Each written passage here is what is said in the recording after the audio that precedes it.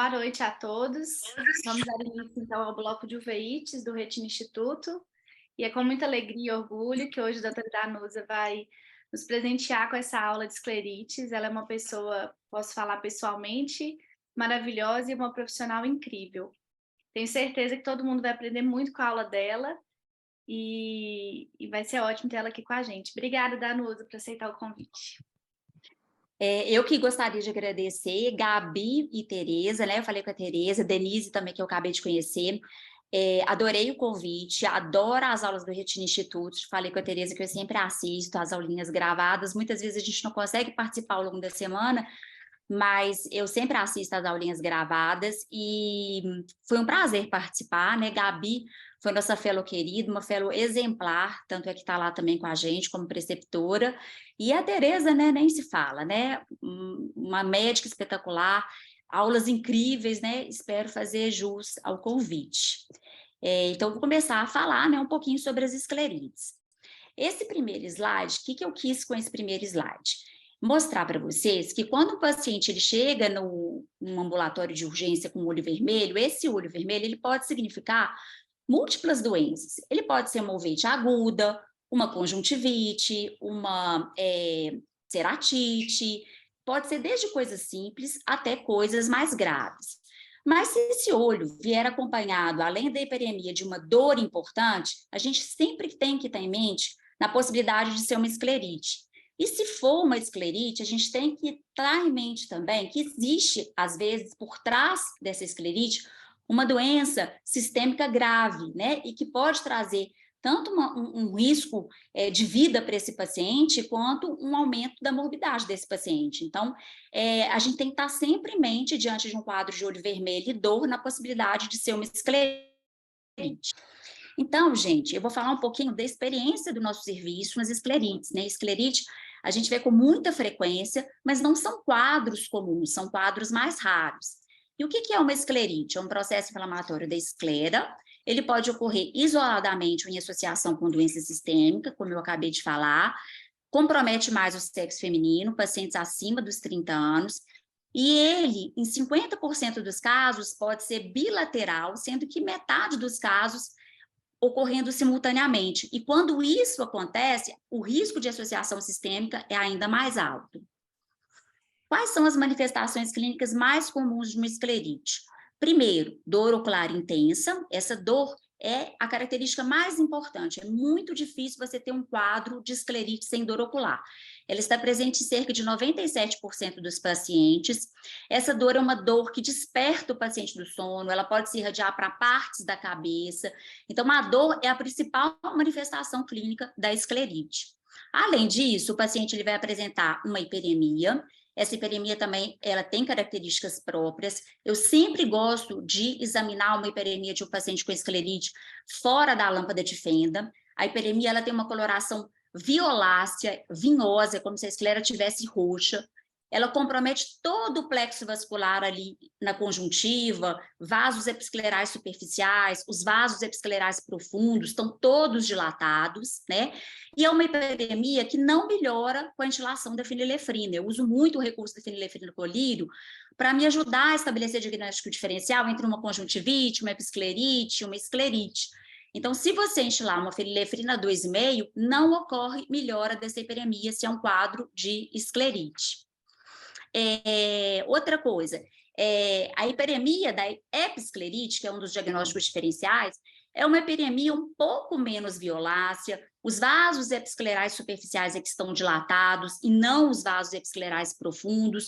Uma das formas que a gente usa para poder diferenciar o que é vaso episcleral superficial e profundo é instilar um anestalcon e com a luz anerita, você mobilizar com o cotonete o vasinho que está mais dilatado, que está mais engurgitado, e verificar se ele movimenta com essa mobilização com o cotonete. Se ele movimentar, é vaso episcleral superficial. Se ele não movimentar, é vaso episcleral profundo. Então, a gente está diante de um quadro de episclerite, se ele não movimentar, e se a maior parte desses vasos estiverem dilatados. O paciente na esclerite ele pode apresentar nódulos esclerais e também áreas de necrose. Aqui a gente tem uma hiperemia, né, uma esclerite anterior difusa, e aqui uma esclerite anterior necrosante, com uma área importante de necrose. O paciente também pode apresentar uma uveíte leve, e quando a gente fala de uveíte leve, é uma uveíte leve mesmo, uma reação de câmara leve, sem sinéquias posteriores, sem PKs. Se o paciente apresentar uma uveíte importante, com sinéquias, com PKs, a gente não pode mais classificar esse paciente como tendo apenas uma esclerite, e sim uma escleroveíte. E escleroveíte aumenta o risco de associação com doença sistêmica. Essa, gente, é uma classificação muito importante, ela é antiga, mas ela é muito atual e ela classifica de maneira anatômica as esclerites. Essa classificação, ela ajuda bastante no raciocínio clínico, na decisão, né, de diagnóstica e até terapêutica. Então, ela divide a esclerite em esclerite anterior difusa, esclerite anterior nodular, esclerite anterior necrosante com inflamação vasoclusiva, granulomatósica, cirurgicamente induzida, escleromalácia perfurans e a esclerite posterior, que também é dividida em difusa, nodular e necrosante, com base em achados de ecografia. Eu vou falar separadamente sobre cada uma delas. A esclerite anterior difusa, ela é a mais comum e a menos grave, ocorre em cerca de 25 a 50% dos casos. Os pacientes, eles são mais jovens e ela é associada à doença sistêmica em cerca de 50% dos casos. A gente pode observar essa hiperemia difusamente distribuída na esclera ou, às vezes, um único setor de esclera comprometido. A esclerite anterior difusa é, sem dúvida, a mais comum, né? A que a gente mais pega no ambulatório. A esclerite anterior nodular, ela é bem mais grave do que a anterior difusa, também é extremamente comum no nosso ambulatório. Os pacientes, eles são mais velhos, as recorrências são mais frequentes e a doença sistêmica ocorre em 50% dos casos. E a gente observa a formação de um nódulo escleral. Esse nódulo, ele é fixo. Se eu tentar mobilizar com o cotonete, ele não movimenta, ele é um nódulo fixo. A esclerite anterior necrosante são quadros gravíssimos, né? É o quadro mais temido de uma esclerite. Os pacientes, eles são mais idosos. A associação com doença sistêmica ocorre em 95% dos casos. A gente observa essa área de necrose, é como se a esclera tivesse em melting, em meio a essa hiperemia conjuntival difusa. E ela é classificada em 3 tipos, que eu vou falar a seguir. O primeiro tipo é o chamado esclerite anterior necrosante, forma granulomatosa. Ela é caracterizada pela presença dessas áreas de necrose escleral associadas a uma vasculite límbica, então você tem comprometimento do limbo. Essa forma ela é principalmente encontrada na granulomatose com poliangiite, que é a antiga granulomatose de Wegener. A forma vasoclusiva, que é a forma isquêmica, a gente tem a área de necrose escleral, mas o limbo não é afetado. Essa é a principal forma encontrada na artrite reumatoide. E a forma cirurgicamente induzida, que são áreas de necrose que podem ocorrer após o tratamento cirúrgico, seja dias após ou até mesmo anos após. As duas principais cirurgias envolvidas, né, a principal, assim, absoluta, é a cirurgia de pterígio com o uso de mitomicina. Provavelmente, a cirurgia ela funciona como um trigger num paciente que já tem uma predisposição para desenvolver uma esclerite. Esse paciente aqui em questão, ele fez cirurgia de catarata e logo em seguida apresentou um quadro escleral grave. Outras cirurgias, estrabismo, descolamento de retina, também já foram descritas como trigger para o aparecimento de uma esclerite anterior necrosante. A escleromalácia perfurans é uma esclerite anterior necrosante sem inflamação. É um quadro que geralmente é bilateral, acomete mais as mulheres. Geralmente são mulheres que têm uma história de longa data de artrite reumatoide, e ela é caracterizada por necrose e afilamento escleral importante, levando à formação de estafilomas esclerais. Às vezes, um estafiloma assusta, mas o risco de perfuração é até baixo. Geralmente, o risco de perfuração é maior se ocorre um trauma direto ali naquele local, ou se ocorre um aumento importante de pressão, mas isso aqui é muito difícil de perfurar espontaneamente. A esclerite posterior é a que tem o diagnóstico mais difícil. Por quê? Porque existem inúmeros diagnósticos diferenciais. A forma de apresentação geralmente é com edema de disco óptico e descolamento seroso na região macular. Então, imagina o tanto de diagnóstico diferencial que a esclerite posterior tem, né? Arada, placoide, outros tipos de coroidite. Então, existem inúmeros diagnósticos diferenciais para a esclerite posterior. Quando ela vem associada a uma esclerite anterior, aí fica mais fácil de fazer o diagnóstico, ajuda, né? Agora, ela, a associação com doença sistêmica ocorre também em 45% dos casos. E outras formas de apresentação incluem descolamento de coroide periférico, às vezes 360 graus, massa subretiniana simulando tumores, dobras de coroide, mas as duas principais apresentações é o descolamento seroso de retina e o edema de disco óptico. Um exame que ajuda muito no diagnóstico da esclerite posterior é a ecografia, mostrando o clássico sinal do T, que nada mais é do que um acúmulo de líquido no espaço subtenoniano e em torno, né, da bainha do nervo óptico. Esse sinal, que é o sinal do T, ele não é patognomônico, ele é muito característico, direciona o seu diagnóstico, mas ele não é patognomônico de esclerite posterior. A gente tem que tomar um pouquinho mais de cuidado com isso. Qual que é a principal manifestação clínica de esclerite posterior numa ecografia? O espessamento da parede escleral.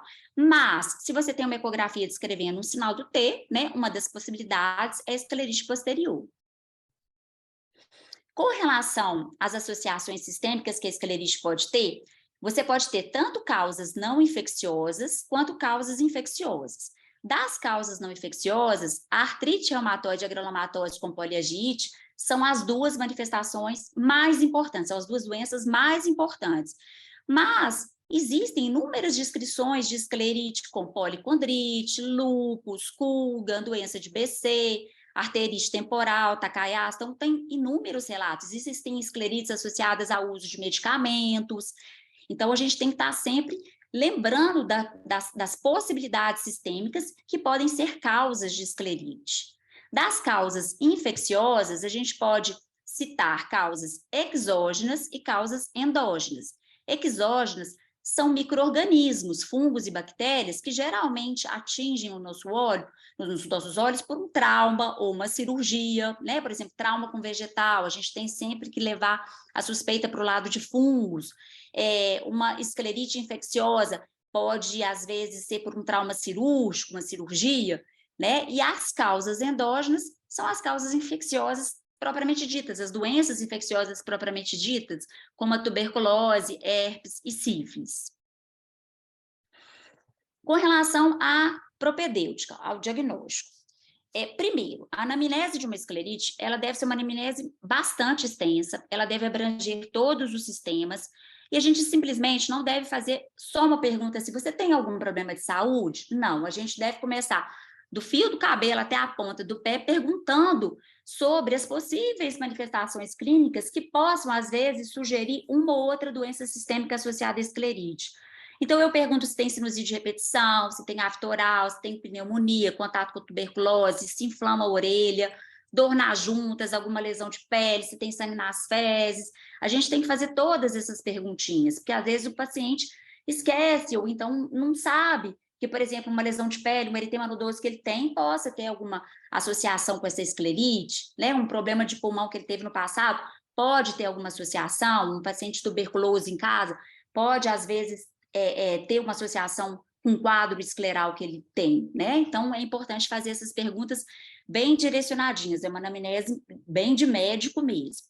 E a gente lança a mão de uma propedêutica, né, de uma bioquímica sanguínea, para descartar as possibilidades sistêmicas que possam estar associadas ao quadro de esclerite.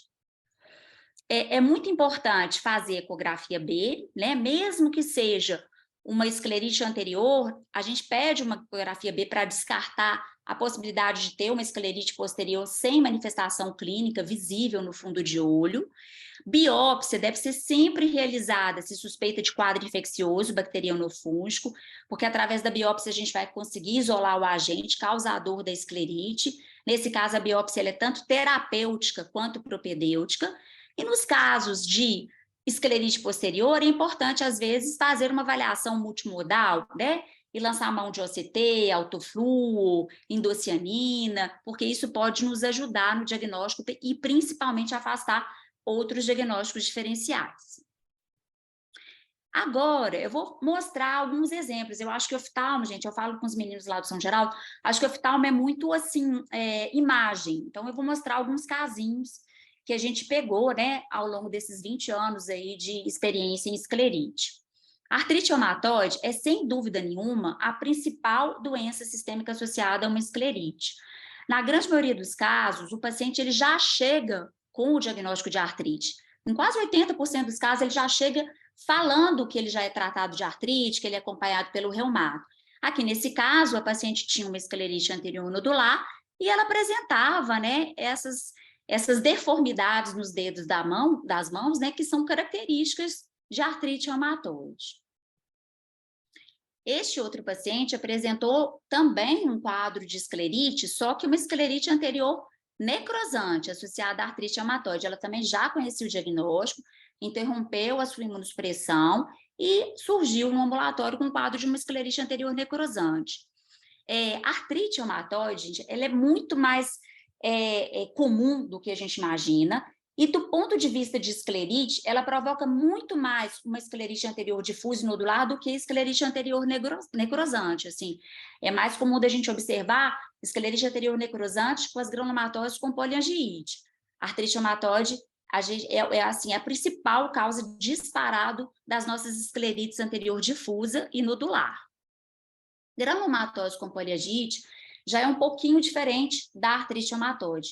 É uma doença sistêmica gravíssima, né, que pode comprometer vias aéreas superiores, vias aéreas inferiores, pode comprometer gravemente o rim, e 60% dos pacientes vão apresentar alguma manifestação ocular no curso da doença, sendo que até 30% dos pacientes, trabalhos eles variam de 18% a 30%, vão apresentar a esclerite, as manifestações oculares, esclerite e às vezes alguma doença orbitária como primeira manifestação da doença.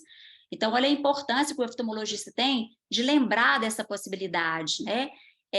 Praticamente todos os nossos casos de granulomatose com poliangiite não tinham diagnóstico prévio da doença, eles foram diagnosticados no momento que eles apresentaram o quadro de esclerite. Foi o caso, por exemplo, dessa paciente. Ela apresentou uma esclerite anterior necrosante. Esses casos, eles são casos que a gente interna imediatamente, eles são tratados de maneira agressiva, são casos que são geralmente pulsados e vão para imunossupressão imediata.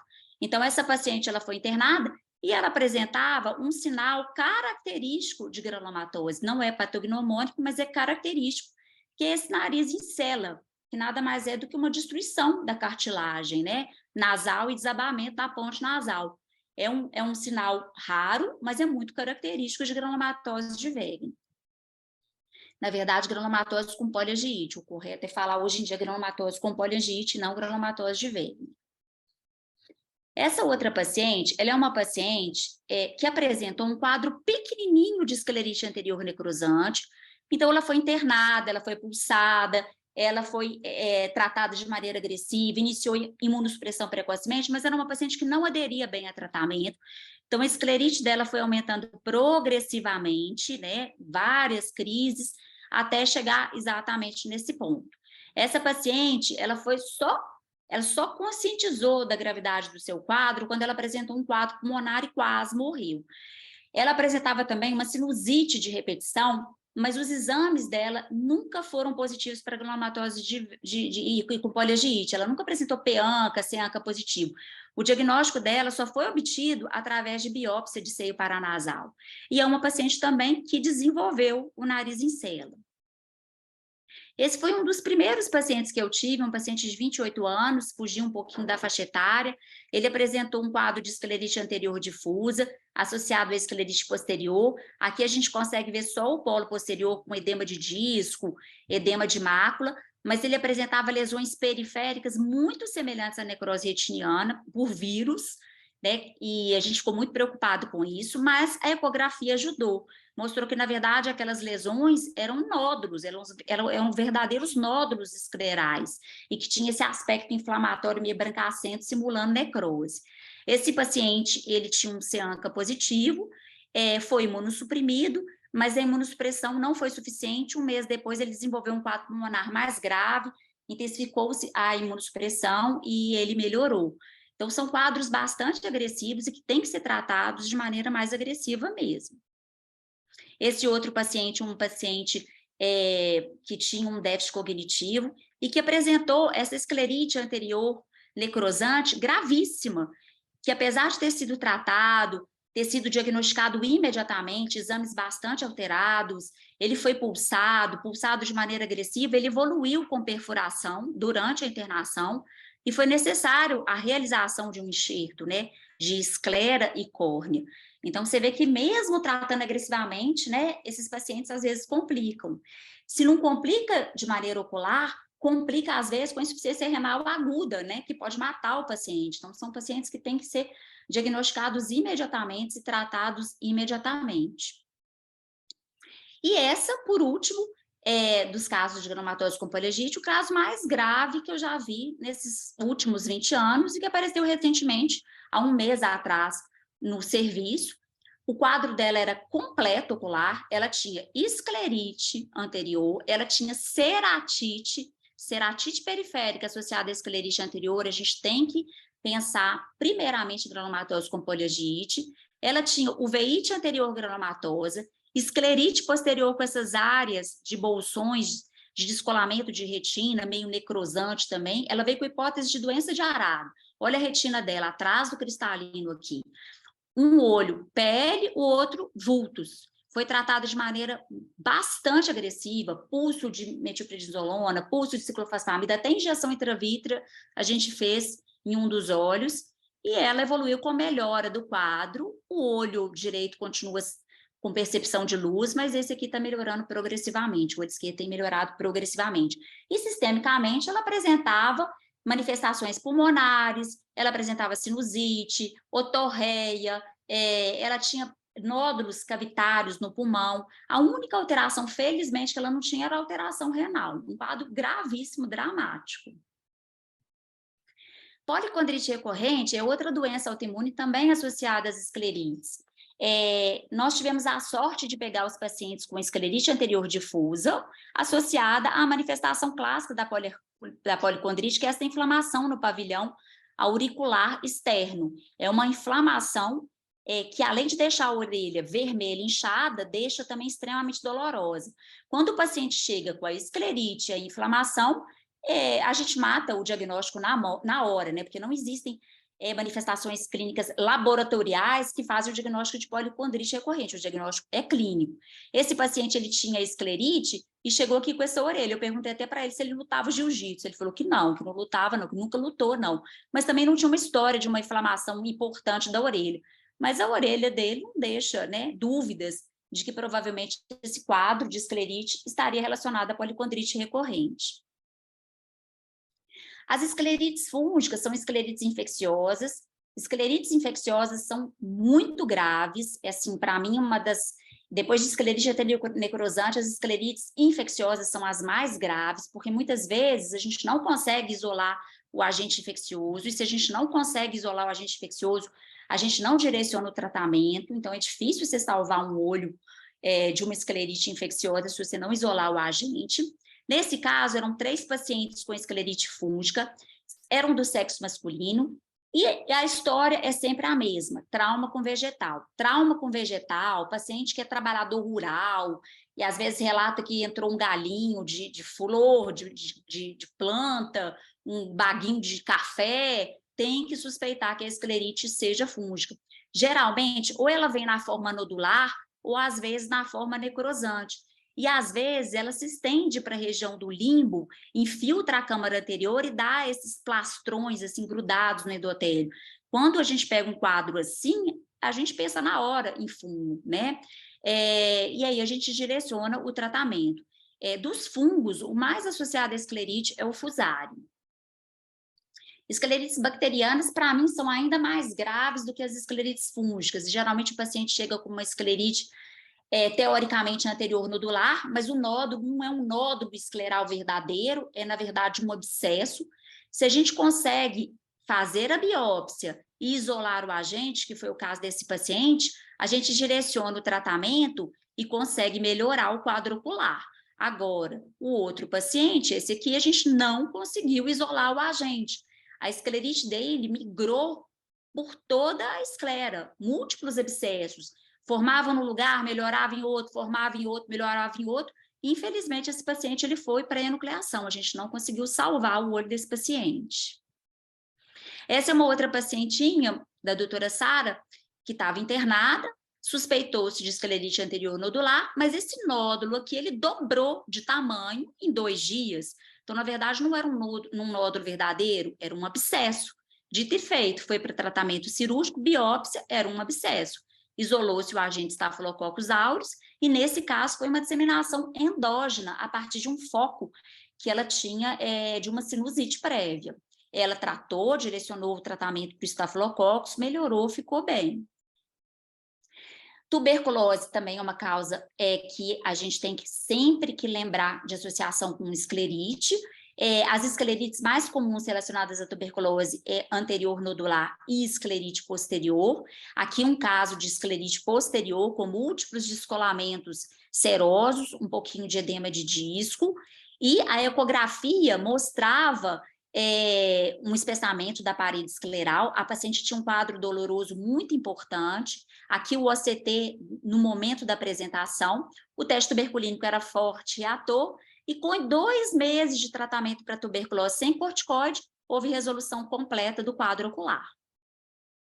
Essa outra paciente, uma esclerite anterior, aqui é nodular, mas na foto a gente não tem essa impressão, associada a uma uveíte granulomatose.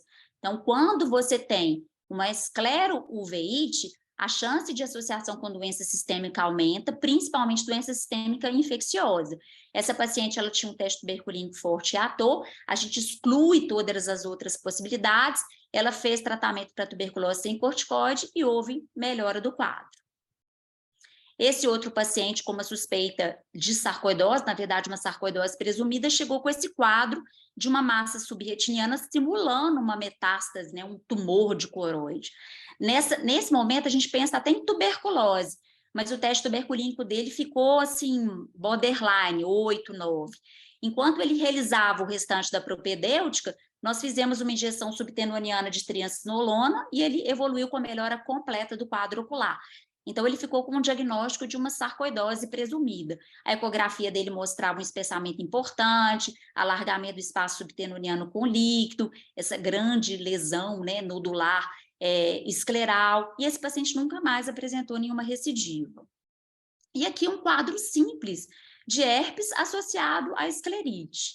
O herpes é uma das causas infecciosas mais comuns de esclerite, só que é dificílimo você fechar diagnóstico para herpes se você não tiver lesão de pele associada. Com relação ao tratamento, o que acontece? Esclerite é uma doença que não responde a colírio. Esclerite, o tratamento é sistêmico. Se o paciente falou que teve uma esclerite e tratou com colírio, não é esclerite. Então, a gente, diante de um quadro de esclerite, tem que entrar com medicação sistêmica, tá? Então, olha só, quando a gente está diante de um quadro de uma esclerite anterior nodular ou difusa, a medicação de escolha são as drogas anti-inflamatórias não esteroides oral. No nosso serviço, a gente geralmente ou prescreve naproxeno ou a nimesulida. Quando a gente entra com essas drogas anti-inflamatórias não esteroide, a gente mantém por cerca de 10, 14 até 21 dias, mesmo que o paciente tenha uma melhora rápida, para não ter rebote. O nosso controle de tratamento é dor ocular, então se esse paciente em 7 dias ainda mantém dor ocular, você entende que esse paciente não está respondendo ao tratamento. Então, provavelmente, ele vai ter que pular para a próxima etapa, que é o uso de corticoide oral. Entrou com corticoide oral, esse corticoide ele deverá ser mantido por cerca de 3 a 6 meses, com redução lenta e gradual. Não conseguiu controlar com o corticoide oral, aí vai para a imunossupressão, ou então ele está córtico dependente, precisando de altas dosagens para controlar a esclerite, vai para a imunossupressão. Se tiver associação com uma doença sistêmica, vai para a imunossupressão. A gente também pode lançar a mão de injeção subconjuntival de triacinolona como adjuvante. Às vezes você está com um paciente refratário a tratamento, ele não quer entrar com corticóide, você pode fazer uma injeção subconjuntival de triancinolona, se for uma esclerite anterior difusa ou nodular. A gente faz os setores de esclerite.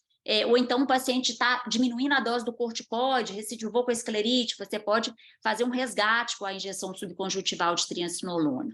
A gente também utiliza a injeção subtenoniana nos casos de esclerite posterior, como é aquele caso da sarcoidose que eu apresentei. E esclerite posterior já é um pouquinho diferente. Geralmente, não responde às drogas anti-inflamatórias não esteroides. A gente pode até entrar para ganhar tempo, assim, enquanto a gente está fazendo a propedêutica e afastando causas infecciosas. Mas, geralmente, esclerite posterior se trata com corticoide oral. E algumas dessas esclerites posteriores também vão para imunossupressão. Esclerite anterior necrosante, aí já é completamente diferente. São quadros gravíssimos que devem ser tratados agressivamente.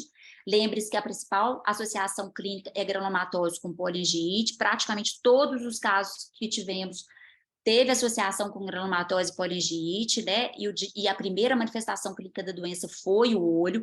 Então, diante de um quadro de uma esclerite anterior necrosante, a gente interna o paciente e faz tratamento agressivo. A gente pode fazer pulsoterapia venosa com metilprednisolona ou associar metilprednisolona com ciclofosfamida, principalmente se o quadro é grave ou associação com granulomatose. Geralmente, esses pacientes vão para imunossupressão. Geralmente, não. A esclerite anterior necrosante é obrigatória a imunossupressão. Esses pacientes eles vão ser imunossuprimidos. Dos imunossupressores, o que a gente mais utiliza é o metotrexato e a azatioprina. E no caso da granulomatose com poliangiite, a gente geralmente utiliza ciclofosfamida para induzir remissão e o rituximab, que seria uma excelente opção, mas não é tão disponível, né, principalmente no Sistema Único de Saúde. E aqui, as causas infecciosas. Causas infecciosas, você vai direcionar o tratamento para aquele agente infeccioso. Algumas mensagens para se levar para casa, né? Dor ocular severa associada à hiperemia podem ser sintomas de esclerite, descolamento seroso de mácula, edema de disco, podem ser sinais de esclerite posterior. Então, sempre lembrar da possibilidade de esclerite posterior num paciente com um quadro de dor ocular importante, associada a descolamento seroso de mácula e edema de disco. A esclerite ela pode ser a primeira manifestação de uma doença sistêmica grave e que pode colocar em risco a vida do paciente. E o diagnóstico e tratamento precoce e agressivo das esclerites vai diminuir a morbidade visual e a mortalidade do paciente. E era isso. Espero que vocês tenham gostado. Tentei passar um pouquinho dos casos, ilustrar um pouquinho a aula. E vamos ver. Da próxima vez, quero ver diagnóstico aí de esclerite quando chegar alguém com olho vermelho e dor ocular. Obrigada. Danusa, foi ótimo, como sempre, né? Um privilégio poder ver uma pessoa com tanta experiência, assim como você tem nas esclerites, né? E você fala Que com muita bom, humildade, Gates. muita tranquilidade, mas é muito gratificante e um privilégio mesmo poder ter você dando aula aqui, viu? Foi muito bom. É sempre bom Que rever, bom. com certeza eu vou ver essa aula várias vezes, quando Eu precisa. estava pensando isso, eu vou ver várias vezes. Porque Que ótimo. De classificação vez em quando falhava um cultural. pouquinho aqui, eu perdi um pouquinho o áudio, me perdi aqui, mas deu certo.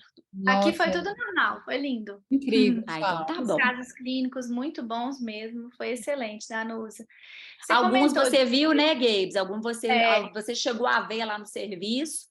lembrei Esse da último que a gente teve, né, que foi bastante grave, né, um caso assim completo de granulomatose, só faltou hematúria e insuficiência renal e bem dramático, né? Graças a Deus a paciente está melhorando agora. Ainda bem que ela não teve, né? Senão, nem sei se ela tá.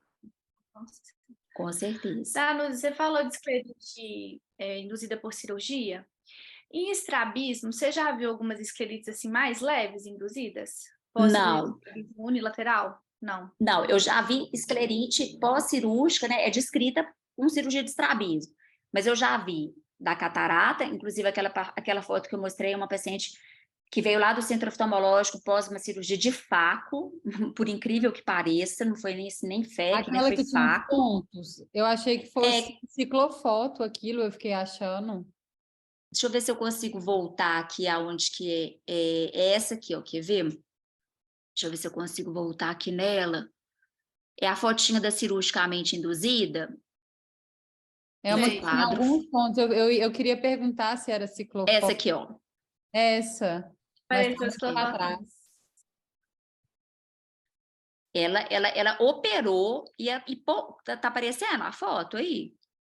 Tava. Não, vai passar. Ah, tá. Acho que tá. Vai no próximo. Aí dá para No ver. próximo? É porque você acho que estava passando foto por foto. Se você for clicando, vai passando as fotos, eu acho. Mais estranho. Mas Deixa aí eu já ver tá. aqui se eu.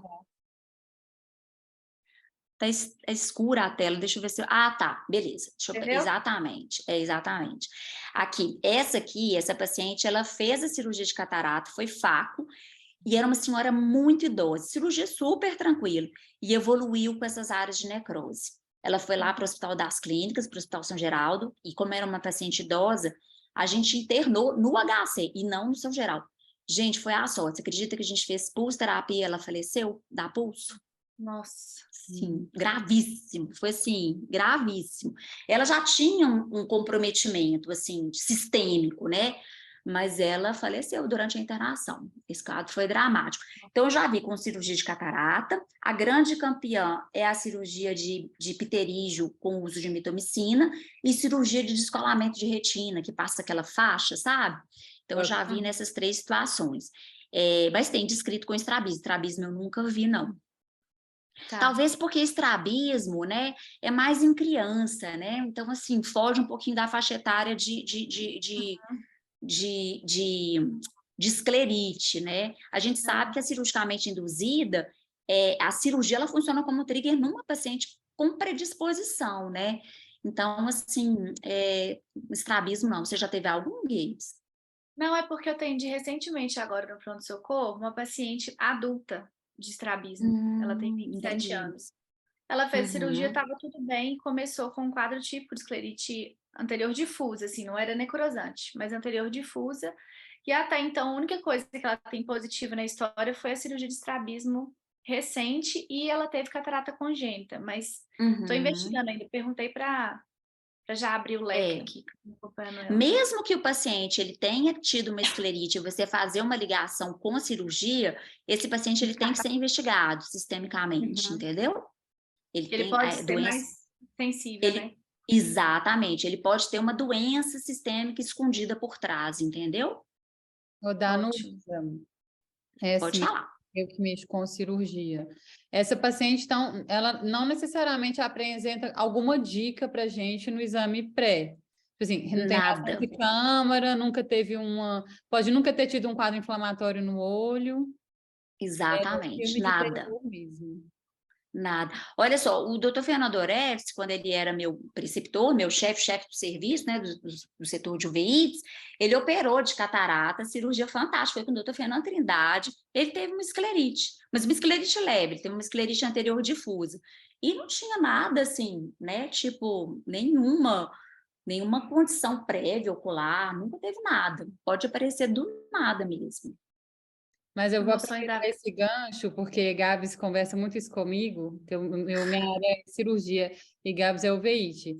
E para os jovens cirurgiões que adoram uma faco e tal, a gente tem que olhar a reação de câmara anterior, fazer a anamnese, né? Pelo menos, não precisa ser tão completa igual a da Danusa, mas perguntar se ele já teve alguma inflamação, porque com certeza.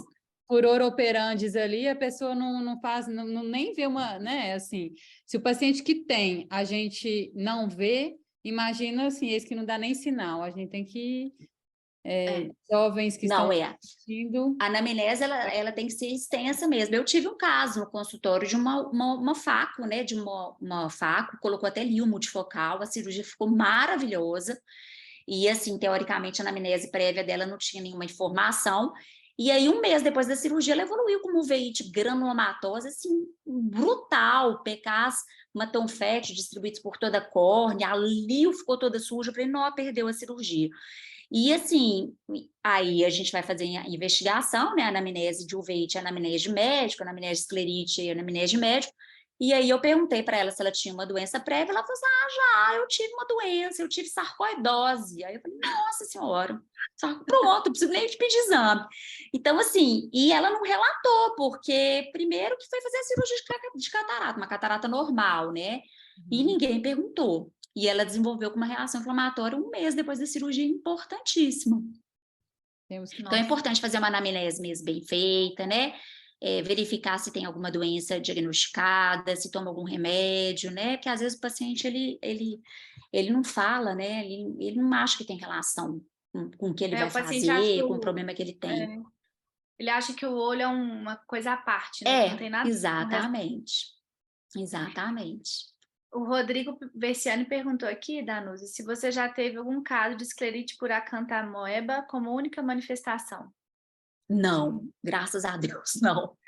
Acanthamoeba, já tive 2 casos de ceratite, né, que chegaram no ambulatório, e o primeiro diagnóstico desses 2 casos foi herpético, foi ceratite herpética, porque geralmente começa, às vezes, com um pseudodendritozinho, né, que lembra até ceratite herpética, depois vai coalescendo, mas esclerite não, nunca tive.